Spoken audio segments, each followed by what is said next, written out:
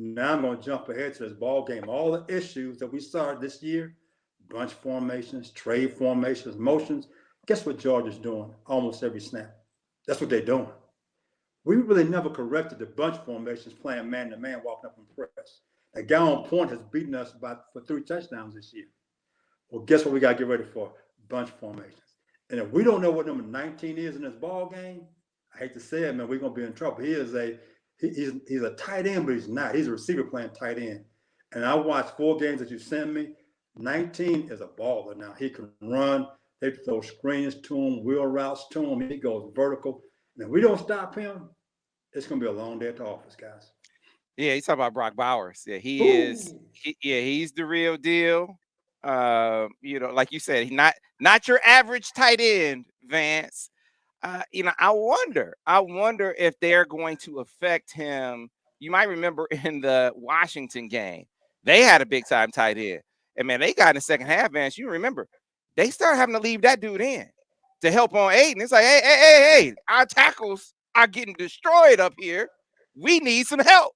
And we might have to use our All-American tight end pass catcher to help do it. And he got dealt with too. Sometimes I feel like, for a guy like that, it's going to be a tough matchup.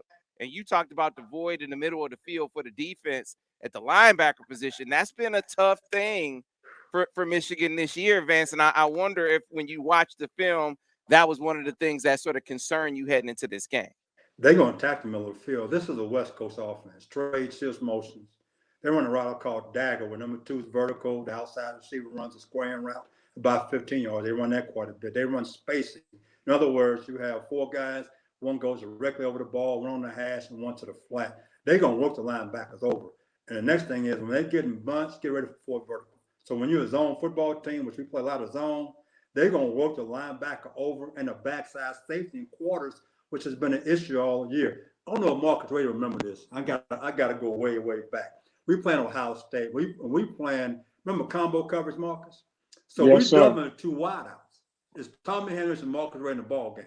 The tight end's going down the middle of the field. So Marcus Ray got a double on the other side. He comes over, looks at the quarterback, picks the interception off. Tommy Henderson mad because he picked off Tommy's ball. But again, those guys play with great vision. That's a concern for me in this ball game. We talked about this year also. The backside safety has not been aware of the quarterback read when they playing quarters coverage. He's been on late to break several times. If you late in this ball game on 4 vertical, they call it a touchdown. We cannot afford to get behind because Georgia, I think, is either first or second in the nation in total defense. Marcus, that's been one of the evolutions of this team, of this defense. I don't know if they ran a single down a quarters coverage in Don Brown's here. I mean, I'm not exaggerating when I say that. I mean, he talked about quarters like it was a crime against humanity, like it was a concession to even do it. So I can, to Vance's point about how he's some of the understanding, some of the the freelancing like you were able to do on that play because you understand the coverage. That has been a work in progress for this team because they didn't play it before, Marcus. Yeah, right. And see, quarters coverage, I think you have to have the guys to execute it and truly understand it. And the one thing Vance used to preach to us was don't be a robot, be a football player. So I've always interpreted our combo coverage as the man version of quarters coverage in zone. It was the same read. You read run first, and then you doubled outside. If that guy went outside, and you immediately went to number 2 or you went to the quarterback. So I knew on the play Vance is talking about, I had the liberty. Also, I had Charles, but I got an outside release. So once I checked the run, cleared run, and saw Charles at an outside release, I knew a linebacker had a problem one-on-one with that, tight end running down the middle. And that's when I flashed back across. But Tommy on the backside had the, same exact read. And he was upset because I would beat Tommy to the punch every now and then. But I would see the 2 receiver side a little more and I would get there, but we were trained that way. And the thing Vance did was he put us in those positions in practice. So he would, send us to the board. He would draw up potential scenarios, potential danger, and then he would let your natural talent take over. And now you had to make a play. And when I was in the NFL, Willie Shaw, David Shaw, head coach at Stanford, his father he came up with a term called stealing second base. And that's what Vance was talking about. That backside safety. If you think about a pitcher, when a pitcher's looking down at the batter, and when you see somebody stealing second base, you can't see that guy running if you're a right-handed pitcher. Well, most quarterbacks who are looking one direction, they never see the backside guy. That's how Ed Reed made his money. He stole second base. And so if Michigan can do that, if they play quarters or whatever type of too high they're in, if they can find a way to protect their linebackers and steal second base after they do their responsibility, then I think they'll have a chance if they run quarters or something close to that to try to. I always thought Vance invented combo coverage because I had never heard nobody else say it.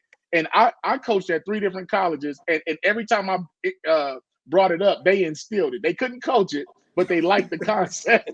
And we gave up a lot of touchdowns because they would because they wouldn't let me install it. I said, hey man, we got this little, 21, 11, but Vance simplified it though. If Vance would say, if you can count to 3, you can play for me. And it was like, well, if you can't count to 3, because he was big on counting receivers, and he'd tell you if you couldn't count to 3. We had some guys that couldn't count to 3. That's the truth. Hey, Sam knows the kind of guys like grape Gatorade. Still standing there.